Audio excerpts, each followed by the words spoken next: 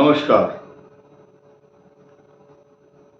अखिल ब्रह्मांड के अंदर आषाढ़ मास और शुक्ल पक्ष ये अपने आप में इतना बड़ा पक्ष माना गया है शास्त्रों की दृष्टि से।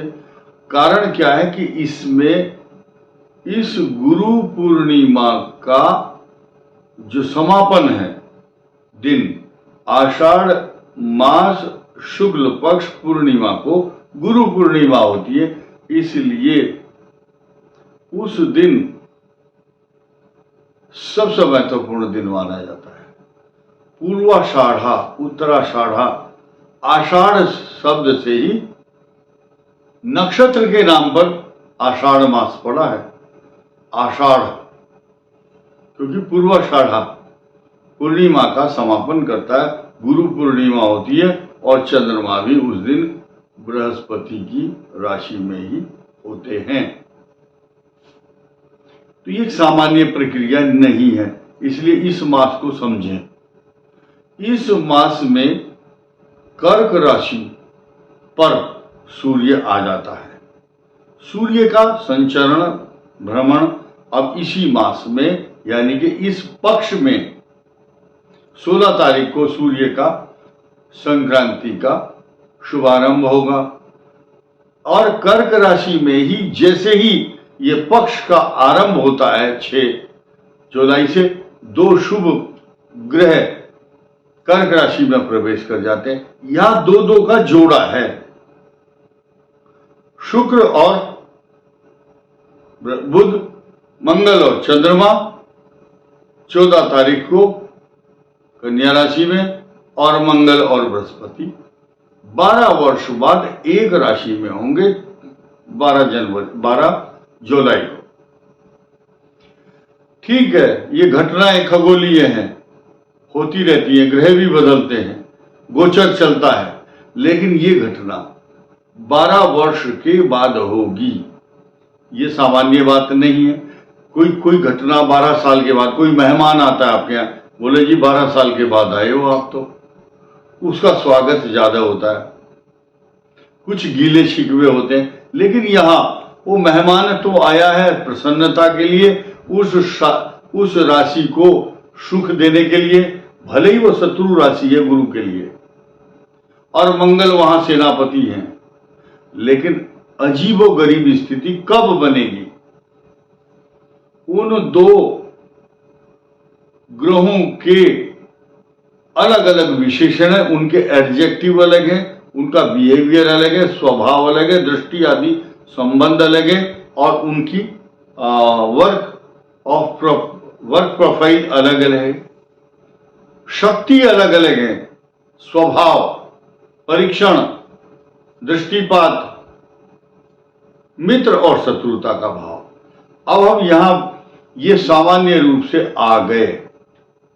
पहले से ही बृहस्पति वृषभ राशि में 1 मई से, लेकिन मंगल का पदार्पण होना, दोनों का मिलन, और साथ ही साथ नई चीज जो बताना चाहता हूं वो ये है, राहु की दृष्टि मंगल और बृहस्पति वृषभ राशि में जब होंगे तो इस बात की चर्चा अब तक हो जानी चाहिए थी, लेकिन हुई नहीं है।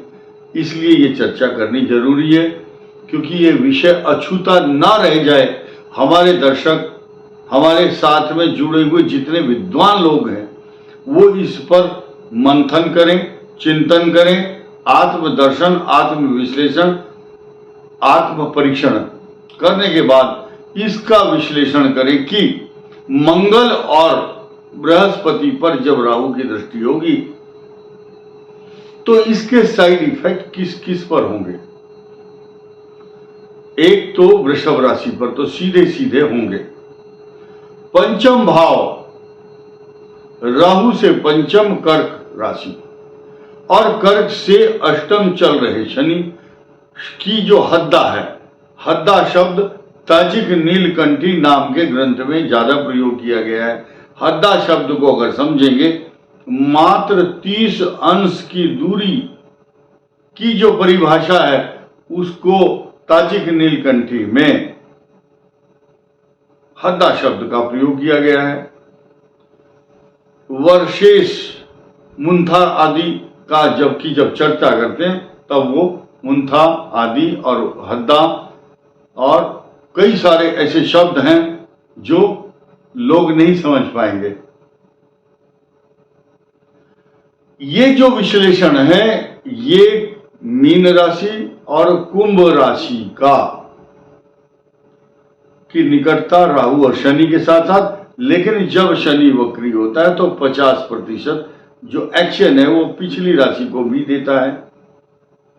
इस दृष्टि से राहु को पीड़ित या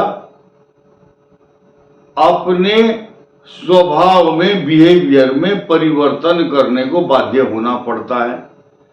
और वो कि ऐसे समय पर जब सर्प जैसे कोबरा सांप होता है या कोई सांप दूसरा खतरनाक सांप जिनकी आयु बहुत लंबी होती है, वो सांप अपनी जो वल्कल उसकी जो केंचुली है ऊपर जो कवर है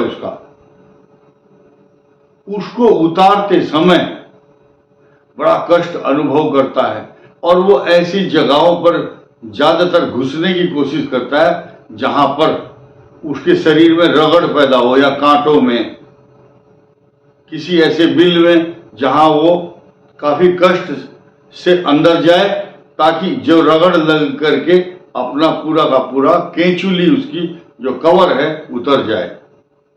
ठीक इसी प्रकार जब राहु की जो स्थिति है वो ऐसी हो चुकी है, तीन बातें हैं यहां।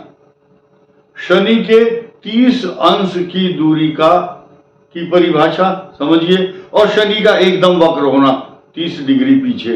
अब 30 डिग्री पीछे जाकर जब शनि का जो बिहेवियर होगा वो वहां से भी थर्ड दृष्टि डालेगा तो मीन पर डालेगा, लेकिन उसी दौरान उसी ड्यूरेशन में इसी 8 जुलाई को जब राहु और केतु के नक्षत्रों का परिवर्तन राहु के द्वारा होगा तो किस किस राशि को इफेक्ट करेंगे। शनि के नक्षत्र पर, मीन के नक्षत्र पर उत्तरा भाद्रपद नाम से जाना जाने वाला जो नक्षत्र है वो सैटर्न का है, ये प्लस पॉइंट होगा। लेकिन साथ ही साथ उधर हस्त नक्षत्र पर जो चंद्रमा का नक्षत्र है, जब वहां केतु आएंगे तो चंद्र केतु योग बनेगा। कन्या के लिए अच्छा मुफीद नहीं माना जाएगा, भले ही गुरु की दृष्टि वहां पर हो। गुरु अपने शुभत्व को जिस आभा मंडल और कीर्ति के साथ देता है, कहां? कर्क राशि में। मीन और धनु में उस आभा और कांति को बखेरने में समर्थ नहीं है, अपितु दुर्बल है। लेकिन शास्त्र कहता है जब बृहस्पति जहां बैठते हैं वहां से जिस भाव को देखते हैं वहां अमृत तुल्य अपना स्वभाव, प्रभाव, लक्षण, उपाय और सब कुछ भेज देते हैं। अपने आशीर्वाद को उस राशि तक परिपूरित करके मान सम्मान के साथ उसकी तरक्की कर देते हैं, उसको सम्मान देते हैं। ये बृहस्पति की कृपा का फल है शास्त्रों के अनुसार। शनि के शत्रु भाव से किस किस को पीड़ा पहुंच रही है? सिंह राशि को पीड़ा पहुंचती है, मेष को पीड़ा पहुंचती है, वृश्चिक को पीड़ा पहुंचती है, ये पीड़ित हो जाती है।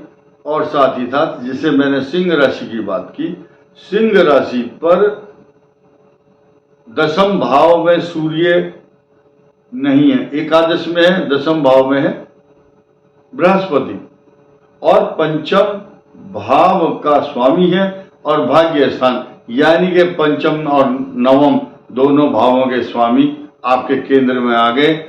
बस राहु कष्ट दे रहा है आपको, इसकी चर्चा करनी आवश्यक थी। लेकिन और जो हद्दा और उसकी बात मैंने की है, राहु का जो नक्षत्र परिवर्तन है, इसका जो जो सब्जेक्ट हम लेकर के चले हैं, राहु की दृष्टि बृहस्पति और मंगल पर है, जो 12 वर्ष बाद मिलन होने जा रहा है। ऐसे समझिए कि दो मित्र या कोई पति पत्नी या प्रेमी एवं प्रेमिका राजी खुशी अपने प्रेम से बैठ सकते हैं कहीं, लेकिन लोग बैठने नहीं देते शांति से।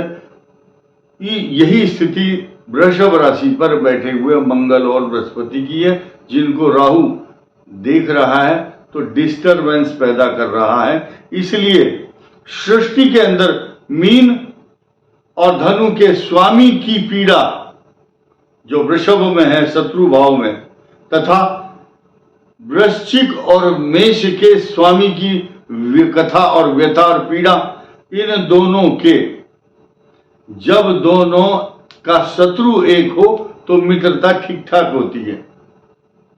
इन दोनों का शत्रु एक है, राहु की दृष्टि है वहां पर। तो इस दौरान जब राहु खराब हो तो हर व्यक्ति की दृष्टि जिम्मेदारी है कि अपने जिनका राहु खराब है, पुराना जूता, चप्पल, मसूर की दाल, कोई कंबल, अपना सॉक्स, चप्पल, जूता या 7 प्रकार के अनाज को मिक्स करके, आजकल लोग पैकेट में ऐसी दाल बेच रहे हैं, 7 प्रकार की दाल इकट्ठी, राजमा, उड़द, मूंग, मसूर, कुलथ की दाल, अलग अलग 7 वैरायटीज लेकर के आप जरूर दान करें।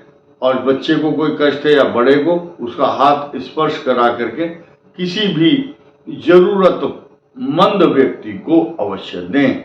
इस वीडियो में इतना ही। धन्यवाद। नमस्कार।